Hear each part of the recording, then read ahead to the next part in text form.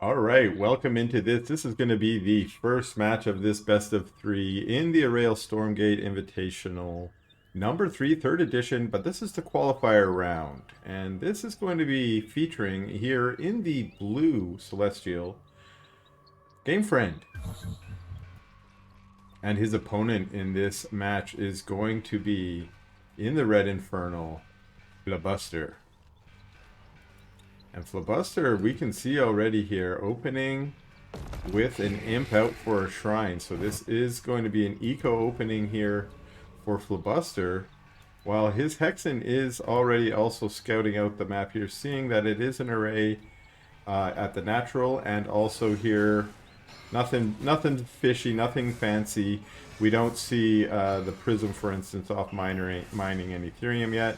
And at the moment, PhleBuster is just trying really to get GameFriend to use some power on surging this. I imagine that's all you can really expect out of this, because well, there we go. So we see the surge, and what the surge is going to do. Ooh, interesting. So GameFriend turns it on just to say get out of here, and then turns it back off to re-access that power, which, because you don't really need to keep it on for very much longer. Now, does the Prism regen? No. So without having a health camp, it looks like the Prism will just stay there, but the surged array will heal it up over time. Now back here at PhleBuster's base, we do see a couple of production down. We have a vault into a conclave, and we also see he's maneuvered two imps here. This is a PhleBuster special, if you will. He's pretty much pioneered the imp creeping style for the Infernal players, and I've seen him sort of evolve this on his stream over many weeks, from pulling like 4 or 5 imps to now we see he strategically pulled 2 imps, put them in those spots where they can tank, and you know, he's really figured out the science behind this. So if you do want to learn this style yourself, go watch some PhleBuster vids or check him out on Twitch. Now in the Nat, he's only got 2, it looks like, on Ethereum here, and that's going to be enough to fund any gaunts he wants to get out, and maybe start saving up for, you know, maybe for upgrading to tier 2 or getting out his ritual chamber. But it's got a couple fiends out on the map doing a little bit of scouting, and let's see what GameFriend's been up to. Oh, he's got stuff going on over here. He's got a little proxy going on behind the double Ethereum, and he's also flown his arc ship out. So this is going to be a little bit of a proxy attack here. He's got a 4th array in behind this, and it looks like towers as well are going up. The first Argent is out, and he's already... Well, what are these imps doing? They're tanking on the top here. I think they may have been sent to scout a little bit, or maybe go for the Ethereum down there, but they spotted instead this army. Brutes and Fiends have been brought in, and they're going first for that link node so that there cannot be a offensive towering here as well. Instead, it's just these Argents being pulled in here.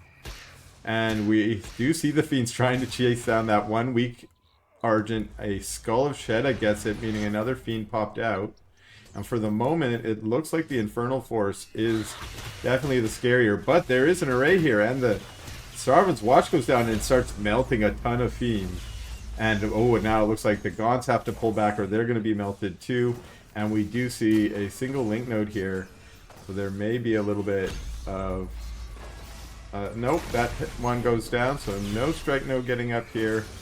But the forces from PhleBuster are starting to get whittled down by the Argents, and it's been good control to keep the Argents out. Other than a first couple that went down, a lot of the weak ones have been maneuvered back. Another link node goes down. So we are still seeing reinforcements coming down from PhleBuster, but GameFriend is persistent here. We see a Manifest Shroudstone coming down from the high ground. That's also going to push the Shroud so far back here, with doubling the Shroud radius on all Shroud producing structures, at least for the period in which it has its aggressive DPS. But we see the Argents trying to push up on it, but they have to retreat back. They use all their high energy shots, and have to get power from the power bank again before taking out that Shroud Stone. We now see a Nightfall infestation, and it's just a trickle of reinforcement units going in, and it's a lot of trading. A lot of weak Argents here. Of course, if they can spend a few seconds underneath the arc ship, it will cast its healing rays down on them, and they will be able to regenerate back up. Likewise for the Infernal units, if they can stay on the Shroud and get their white Shroud skin regenerated. We finally see a Hellborn popping out for PhleBuster, and at least according to the meta, this is what you need to break this kind of Argent contain, is one Hellborn in the back, at least one, raining down that splash damage to just help keep all of those Argents in a weakened state, and as we can see here, also pick off the static D, the link nodes and strike nodes. For now, that Hellborn chased GameFriend back, which is also giving PhleBuster a moment just to breathe and to build up some more of his own defensive units. He needs a little bit of a front line for this poor Hellborn. It's going to get taken out. A bunch of high energy Argents try and snipe it, but he pulls it back and a huge Nightfall, but the Argents just managed to get out from that. A few in the front being caught, and we are seeing low Argents being converted into Fiends here, and that is not what you want to see if you're GameFriend. That Hellborn on the high ground still managing to get the work in. But for now, he's unfortunately targeting... There we go. We saw microed onto the Argents again. That's one challenge, is keeping your units not targeting the arc ship or the prisms or the other buildings here. And a ton of Argents push forward, forcing these units back. There is now actually one Shroud Stone on the high ground, able to hit that creation chamber. And that means it's going to eventually go down. What do we see here? Do we have anything out? No, it's just... this is the Guardian Nexus still being summoned in. I thought it might have been surged here. That's actually the summoning animation there. And now we see it surged. And what the surge does is give added armor to these buildings, which makes it harder for them to be broken, but it's a little bit late here. It's 2 Hellborn now, and they've recharged their white health. But all of the front line, which just happened to be a handful of Gaunts, have also been melted. That one hero Hellborn, look at how low it is. It's living on just fumes in a dream here, but that alone, keeping it alive, has meant so much extra DPS. It's meant taking out some of these power banks, taking out that creation chamber. The Argents want to come forward and knight this Hellborn, but so far PhleBuster's control has been really good. A couple more frontline units that just mean that these Hellborn can be just a little bit more aggressive. But the Argents don't want to let them have... They pull forward, they snipe one Hellborn, they get a second one. That could be the moment, but they don't want to stand underneath the fire of the Shroud Stone. They take out one of these effigies, but they retreat back to their power banks. And that's just going to be time to allow PhleBuster to build up a couple more Hellborn if he needs it. Of course... Hellborn are so expensive on the Therium, to be able to afford another one, he's going to need to mine Therium somewhere other than just his main. He's almost up to being able to save up for another one. He could, for instance, pop out a mag or something, but it's just not going to be as helpful now. It's just another Hellborn from the back ranks raining down that splash. There's a lot of Argents here now. See how they're all healing up underneath the arc ships. There's 2 arc ships here. One of them's an arc station. We should keep an eye on that in case it becomes an arc fortress. That could be bad news here. There's also a Wraith Stone here. The stone in the back was a Wraith Stone. This forward Shroud Stone gets taken back, but that is going to allow a little bit of zoning for PhleBuster here. And these Argents pull back again. We notice here that PhleBuster has snuck out a third here, and if he can get some Therium mining on here, he might be able to break this contain. Let's see here. We do have, it looks like a 5th array for GameFriend, but I don't think there's too much else going back in his base that we haven't already noticed. It's just this Guardian Nexus. Oh, actually, here it is. It is a Starforge. And we now have an answer for the Hellborn, which is a Saber. And the Saber is going to start by just trying to take out this Wraith Stone, which again I mentioned was zoning, and it does, you know, damage over time. Once it gets taken out, this is going to be a very vulnerable moment for PhleBuster. And we're probably going to see these units push forward. There's a single Cabal here. Not sure what that's for, but here we go. A Weaver is pulled into action to get that Saber, managing to take it out. The Weaver is going to get focused, although they leave it on a little bit of low life, and it's able to regenerate so quickly on that Shroud. And it looks like it did use its Chomp ability to also regenerate. However, it does go down, and now the Argents are pushing forward. Another Saber's popped out, and this force of Argents and Sabers starting to look a little bit dangerous here. They're surrounded on all these Gaunts. The Gaunts are just trying to get some DPS out before they die.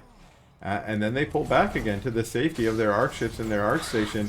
I think GameFriend knows that he's in the better position now, and he just needs to wait this out. He just needs to allow his advantage to get bigger and bigger, and he'll be able to clean this up.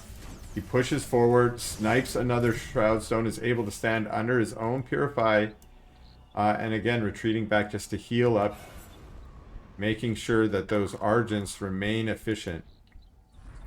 Now, one thing for PhleBuster that he does have behind this, which is his only sort of advantage, is he has that third base that is starting to get saturated. It might be a little too late, though, as a lot of his army gets taken out. It's only this Hellborn, a huge Nightfall infestation, trying to slow these units down. A Purify to counter it. Of course, Purify is almost immediately counter all the effects of the Nightfall infestation. So just turns into a little bit of a trade of Animus for power. And I think it's a little more power to use the Purify than it is to use the Nightfall. I should double check on those numbers. And amazingly, PhleBuster has been incredibly resilient this game, and now we're seeing, I believe it's tier 3 upgrades, Molten Touch on the Hellborn, but we're also seeing Gravity Flux now, moving in, neutralizing those Hellborn. But amazing how resilient he's been. Again, we're seeing these units go down. The Argents so low have to pull back or risk losing all of that supply, and all thanks to a couple Hellborn. I know we've rotated probably maybe 6 or 7 Hellborn out now, as a few have been sniped. But it's amazing how much just a couple Hellborn can do. Now with their Molten Touch upgrades, doing extra damage and doing that extra damage over time. Well, we do see 3 Sabers out now. That's a scary looking number of Sabers. One of them gets slashed in by the Weaver, but there's a lot of Argents here. They've already sniped both of the Hellborn, and the Weaver goes down, and now it's just Gaunts and Brutes. That is not going to stand up against this army, and we get GG out of game number 1. Alright, here we are, right back at it in game number 2, and this is going to be PhleBuster spawning as the Blue Infernal in the bottom left of Isle of Dread. And his opponent, winner of the first match, in the Red Celestial is GameFriend. And we see from GameFriend here, pretty standard opening on this map, going for the double Luminite with his Morph Core. And it looks like he might be aiming to set up his base around here, which is a fairly standard build. Whereas PhleBuster here is, it looks like once again, going for his natural, and he's placed it right on top of the node. So if any of you are wondering about this, I highly recommend you go over to PhleBuster's YouTube channel, where today he published a new video about the economy. It's about some basics. Some of you might know some of the details, but he talks a little bit about the benefit here of getting it so your imps can kind of just, they don't have to walk back and forth at all. They just are right on top there. So that's going to mean he's going to have a little bit faster Therium mining there, which I do think was a big factor in the last game. If he had had just a little bit more Therium, he might have been able to pump out a couple extra Hellborn, and that might have just made it able for him to crack that contain from GameFriend. Instead, he's got a few lumberjack imps in tow, who are going to shoot their little fireballs at the trees to knock them down so that a big boy brute can get in here.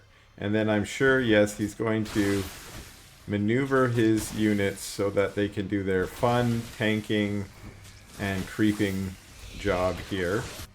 And, okay, it was a farm. I was wondering what he was doing with that other imp that was out, and that was to put down the meat farm.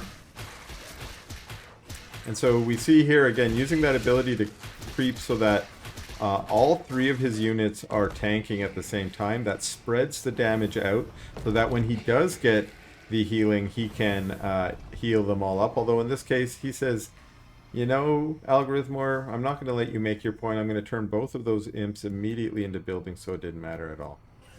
Which is another good reason to let your imps tank if your goal is to immediately turn them into a farm. Who cares if they're at 1 hit point or not?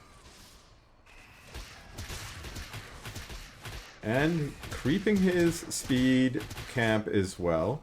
Let's go check in on what's going on here. We have a couple of Argents out from GameFriend. We see the Guardian Nexus just about to pop in. It is 3 arrays here. Well, what's that? A Morph Core. Where are you headed, buddy? I think I have an idea where he might be headed, but we'll keep an eye on that and see if we can find out. And we do have rollout being researched, so it's going to be Kree, at least in the early game here.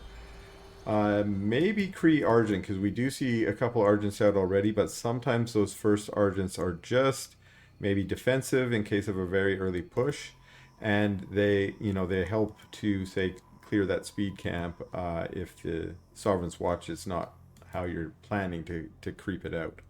But there's that Morph Core. It's scooting. It's scooting on down. I don't know if PhleBuster is aware, or maybe even has the instinct it's on the way yet. Instead, he's creeping out this vision tower, but we did see that Morph Core... Ooh, this is kind of cool. I haven't seen this. Is he going to place his buildings here, or is he just trying to open up a back door here? Now that one brute almost got close enough that he may have heard it. But yeah, just broke down the back door. Again, I'm curious what that's about, but we'll keep our eye on that. For the moment, PhleBuster's army is going to be a little bit out of position if he's creeping this camp here when the Kree arrive, although the Morph Core still needs to pop down its creation chamber, and of course Kree do have to pop out. It looks like the beginning of this Kree force has just joined the Argents to be a creeping force. And there we go. Back gate is open. And there's the creation chamber.